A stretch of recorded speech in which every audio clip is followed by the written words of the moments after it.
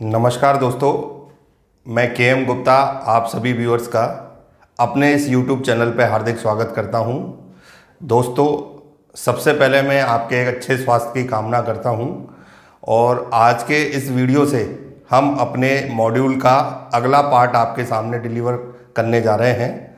हमने पिछले वीडियो से एक वोकैब का मान लें या आप अंग्रेजी के एक बहुत ही महत्वपूर्ण सेक्शन का कवरेज मान लें, हमने आपके लिए एक मॉड्यूल शुरू किया था most confusing words of English.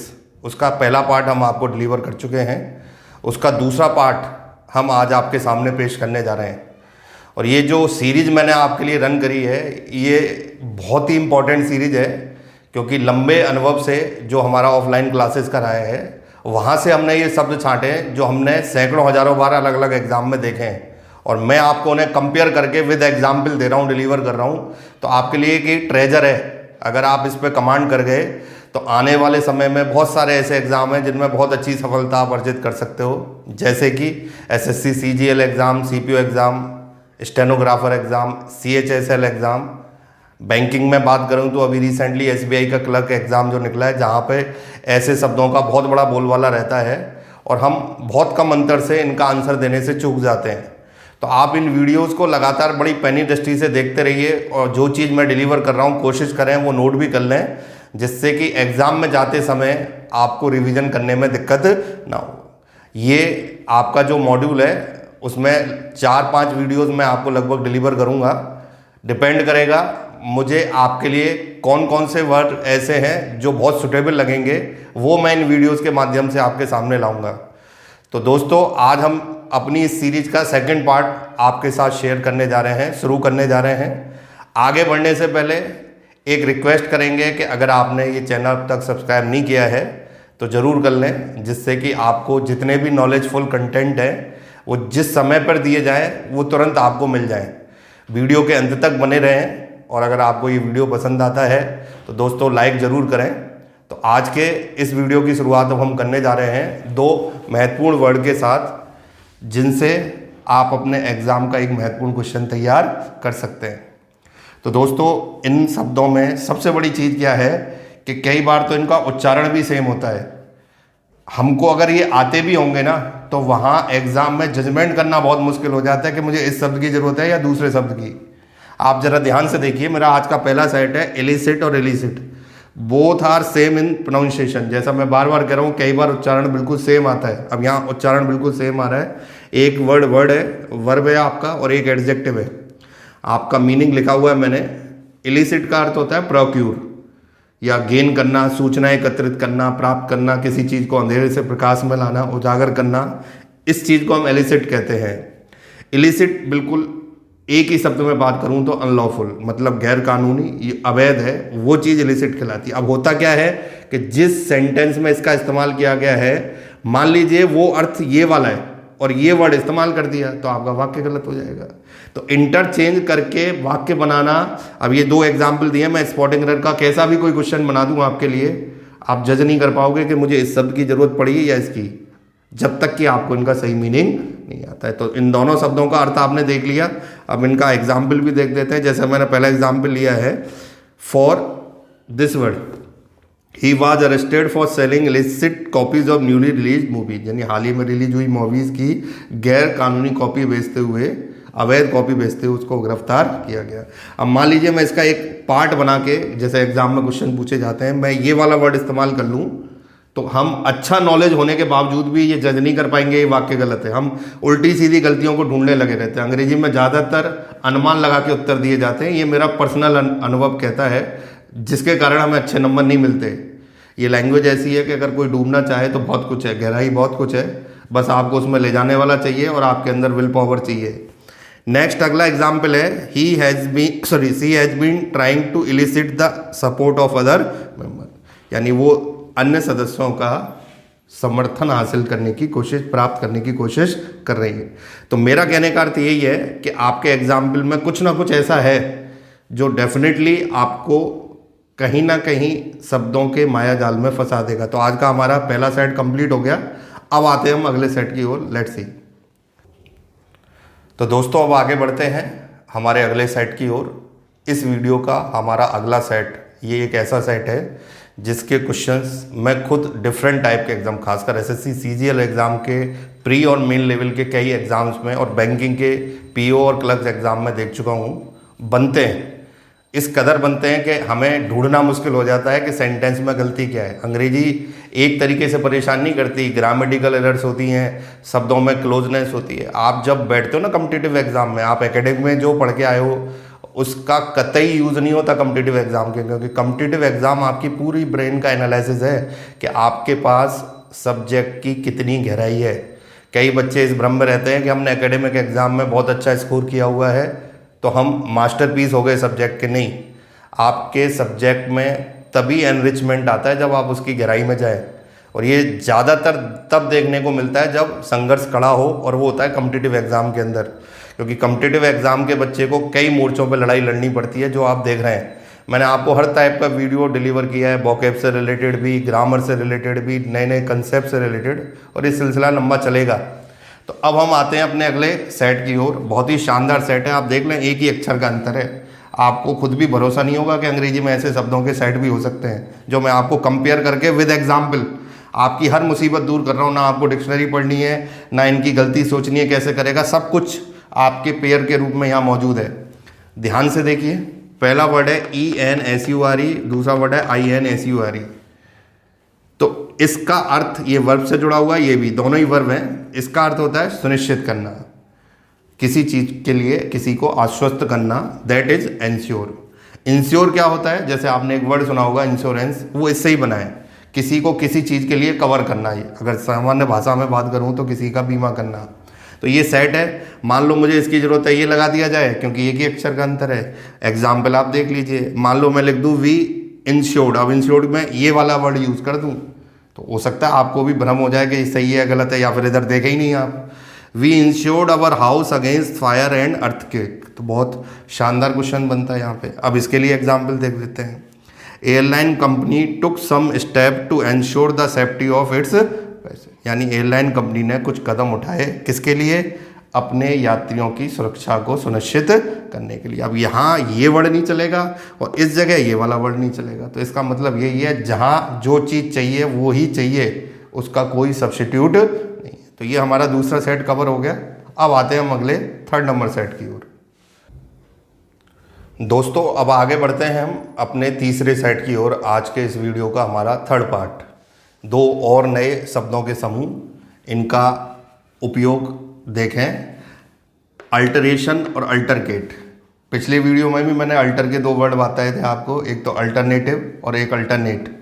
ये भी अल्टर से बने हुए हैं। मैंने अल्टर के ऊपर एक वीडियो बनाया हुआ है पूरा, इससे 7-8 वर्ड बनते हैं। तो इन दो में भी बहुत बड़ी दिक्कत आती है, इंटरचेंज करता है एग्जामिनर। ये है पहला वर्ड अल्टरेशन। कई बार हम किसी डिपार्टमेंटल स्टोर पर जाते हैं, जीन्स वगैरह खरीदते हैं, ट्राउज़र वगैरह, तो उसे हमारे हिसाब से फिट बनाने के लिए हम कुछ मेजरमेंट देते हैं और कहते हैं भाई इसको अल्टरेशन के लिए डाल देते हैं। तो वहाँ ये वर्ड यूज़ होगा, परिवर्तन या सुधार। ये नाउन है। यहाँ पे अल्टरकेट, इससे आपका नाउन भी बन जाता है अल्टरकेशन, पर वर्ब को लिया है मैंने अल्टरकेट। अल्टरकेशन बन जाएगा तो इससे बहुत क्लोज हो जाएगा। अल्टरकेट का अर्थ है वर्ब, जब किसी से हॉट डिस्कशन हो जाता है हमारा किसी मुद्दे पे, किसी डिस्प्यूट पे, हम गुस्से में वाद विवाद जब करते हैं, वो क्या कहलाता है, अल्टरकेट। तो ये दोनों का पेयर है, एक नाउन के रूप में लिया है मैंने और एक किसके रूप में, वर्ब। इसका अर्थ है परिवर्तन या सुधार, इसका अर्थ है गुस्से में वाद विवाद करना, यानी हॉट एक्सचेंज करना वर्ड्स का, ये आपका अल्टरकेट कहलाता है। तो अब मैं एग्जाम्पल देता हूँ। जैसे यहाँ कह रहा है देवर अल्टरकेटिंग, तो यहाँ पे अगर ये वर्ड यूज़ किया जाता है तो ये वाक्य पूरा गलत हो जाएगा, यानी वो कुछ मूर्खतापूर्ण मुद्दों पे वाद विवाद कर रहे थे, हॉट एक्सचेंज कर रहे थे। यहाँ अगर हम बात करें तो मैं कह रहा हूँ the old man made some alteration in his will. Will क्या होता है, वसीयत। वृद्ध आदमी ने अपनी वसीयत में कुछ परिवर्तन किए। वहाँ अगर ये वर्ड यूज़ करेंगे, ऑल्टरकेटिंग कर दें, तो वो नहीं चलेगा, क्योंकि वो वाद विवाद के लिए। अल्टरेशन परिवर्तन के लिए और अल्टरकेटिंग क्या हो जाएगा, वाद विवाद के लिए। तो ये एक बहुत ही महत्वपूर्ण आपका ग्रुप था जिसमें दो मैंने पेयर लिए, जिसमें एक नाउन है और एक वर्ब है। शुरुआत इनके बिल्कुल पांचों जो आप लेटर देखेंगे वो बिल्कुल सेम है, बाद में जाके इनमें परिवर्तन होता है। इसीलिए मिसमैनेजमेंट होता है एग्जाम में और हम इनको मैनेज नहीं कर पाते। तो ये हमारा तीसरा सेट विद एग्जाम्पल कंप्लीट हो गया। अब आते हैं हम अपने फोर्थ सेट की ओर, लेट्स सी। तो दोस्तों अब हम इस वीडियो का अपना फोर्थ सेट आपके सामने डिलीवर कर रहे हैं। इसमें दो बहुत ही महत्वपूर्ण शब्दों के बारे में मैं चर्चा करने जा रहा हूँ आपके साथ। ये टिपिकल वर्ड्स के सेट माने जाते हैं, मतलब ऐसे सेट्स हैं कि अगर इनको पूछ ले एग्जामिनर तो ऐसा निश्चित मान लीजिए कि हम डिफ्रेंशिएट करने में बहुत ही दिक्कत महसूस करेंगे जब तक कि हमें इनका डेप्थ नॉलेज नहीं है। देखें आप, दोनों ही बहुत शानदार वर्ड हैं, प्रोस्क्राइब एंड प्रेस्क्राइब। आप देख लीजिए, एक अक्षर का अंतर है, यहाँ ओ है, मैं दिखा देता हूँ बाकायदा आपको, और यहाँ ई है। कहते हैं ना, एक लेटर में अंग्रेजी आपका सिलेक्शन ले जा सकती है, इतनी ताकत है। और एक लेटर की गलती किसी बड़े एग्जाम्पल में ढूंढना बहुत ही असंभव कार्य होता है, घास में तिनके को ढूंढने जैसा होता है। तो ये चीज़ जिसमें होती है, क्योंकि देखिए कॉम्पिटिटिव का एग्ज़ाम का मतलब है दूसरों से संघर्ष करके आगे निकलना, और वो तभी हो सकता है जब आपके अंदर कोई क्वालिटी कंटेंट है। आज की डेट में ज़्यादातर बच्चे कॉम्पिटिटिव एग्ज़ाम से डेस्परेट इसलिए होते हैं कि वो तैयारी तो करते हैं पर उनकी तैयारी में प्लानिंग और क्वालिटी कंटेंट नहीं होता, और जब तक वो नहीं है आपके पास तब तक कोई भी एग्ज़ाम में आप अपनी सक्सेस एंश्योर नहीं कर सकते। इंश्योर नहीं, एंश्योर। तो चलिए, दो वर्ड मैं आपके सामने ला रहा हूँ। प्रोस्क्राइब, कानूनी रूप से प्रतिबंधित करना किसी चीज़ को, वर्ब का काम करता है ये। अगला है प्रेस्क्राइब। कभी किसी डॉक्टर को दिखाने जाइए, वो पर्चा लिखता है आपको, वो प्रेस्क्राइब है, प्रिस्क्रिप्शन कह देते हैं हम उसको, वर्ब ये है प्रेस्क्राइब। तो ये दोनों वर्ब हैं, एक अक्षर का अंतर है, जहाँ ये चलेगा वहाँ इसकी ज़रूरत नहीं है, और जहाँ इसकी ज़रूरत है वहाँ इसकी ज़रूरत नहीं पड़ेगी आपको। दोनों का अर्थ मैंने लिख दिया आपके सामने। अब इनका एग्जाम्पल देखते हैं। इसका अर्थ कानूनी रूप से किसी चीज़ को प्रोहिबिट करना, और इसका अर्थ है किसी मरीज के लिए डॉक्टर द्वारा कोई प्रिस्क्रिप्शन लिखना या उसका इलाज निर्धारित करना कि भाई तुम्हें ये दवाइयाँ लेनी है या ये जांचें करानी है। एग्जाम्पल लेते हैं, this drug should not be prescribe to children by doctor. ये कहा रहा है एग्जाम्पल कि भाई ये डॉक्टर के द्वारा ये दवाई किसको नहीं निर्धारित करनी चाहिए, देनी चाहिए, चिल्ड्रन को। हो सकता है इसका बच्चों पे कोई बुरा प्रभाव होता हो। अगला एग्जाम्पल इसके लिए दे रहा हूँ मैं, authorities proscribe the use of electronic gadget on board. On board का मतलब जब आप फ्लाइट में हैं तो अथॉरिटीज़ आपको इलेक्ट्रॉनिक गैजेट इस्तेमाल करने से रोकती हैं, ये उनका राइट है, लीगल राइट है। तो अब आप देखिए, अगर इस एग्जाम्पल में प्रोस्क्राइब लिख दिया जाए तो लगभग आपको लगेगा हाँ यही वर्ड होता होगा, क्योंकि अंतर ज़्यादा नहीं है। मिसमैनेजमेंट जैसा मैं बार बार कह रहा हूँ सिर्फ इस वजह से ही होता है कि एक एक अक्षर के अंतर के कारण ये शब्द हम गलत करते हैं, और एग्जामिनर इनको एंजॉय करता है। उसे मालूम है कि मैं क्वेश्चन पूछूंगा तो इनको आंसर करने वाले क्वेश्चंस को आंसर करने वाले जो स्टूडेंट का नंबर होगा वो बहुत कम होगा। तो यहाँ पे हमारा ये फोर्थ नंबर सेट पूरा हो गया। अब हम अपने इस वीडियो का लास्ट सेट यानी फिफ्थ नंबर सेट आपके सामने डिलीवर करेंगे, लेट्स सी।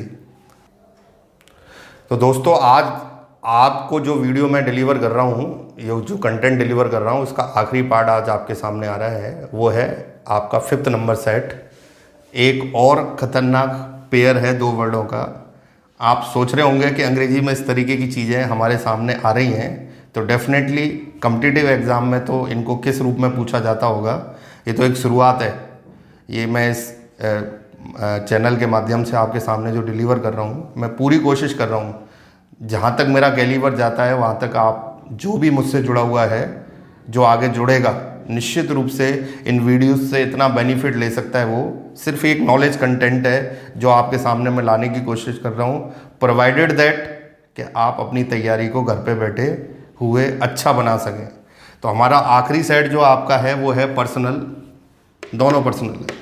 अब आप कहाँ फंस जाओगे पता ही नहीं है। ये पर्सनल होता है व्यक्तिगत या निजी, पर्सनल मैटर कहते हैं कई बार, ये एडजेक्टिव है। और ये है पर्सनल, कार्मिक, जैसे कहते हैं ना आर्मी पर्सनल, कार्मिक या कर्मचारी किसी संस्थान का वर्कफोर्स जो है वो है पर्सनल। तो इन दोनों में इंटरचेंज करने की पूरी पोटेंशियल है एग्जामिनर के पास, जहाँ चाहेगा वहाँ पे इंटरचेंज करके क्वेश्चन बना के तैयार कर देगा। मुद्दा वही है कि ये वर्ड हमारे लिए कैसे उपयोगी हैं। आज के एग्जामिनर इतने चालाक हैं कि वो आपको सिर्फ ग्रामेटिकल छोटी मोटी मिस्टेक देके एग्ज़ाम पास नहीं करने देंगे, वो आपको मल्टीपल एंगल पे डायमेंशन पे चेक करते हैं, और जो बच्चा इसमें खरा उतरता है वो आगे निकल जाता है। एग्जाम्पल ले लेते हैं, company has reduce the number of personal working on the project. मान लो इस जगह ये वाला वर्ड यूज़ कर दिया जाए तो हो सकता है आपको समझ में ही ना आए कि गलती क्या है। तो यहाँ पर्सनल बिल्कुल फिट वर्ड है, क्योंकि कर्मचारियों की बात कर रहा है कि कर्मचारियों की संख्या जो इस प्रोजेक्ट पर काम कर रहे थे कंपनी ने घटा दी है। अगला एग्जाम्पल, ये कह रहा she is always concern about her personal appearance, मतलब उसको हमेशा बाहर कैसा दिखना है, अपनी व्यक्तिगत जो छवि है उसके बारे में चिंता लगी रहती है। कई लोगों को होती है कि कहीं हम पब्लिक अपीयरेंस में जा रहे हैं तो हम कैसे दिखेंगे।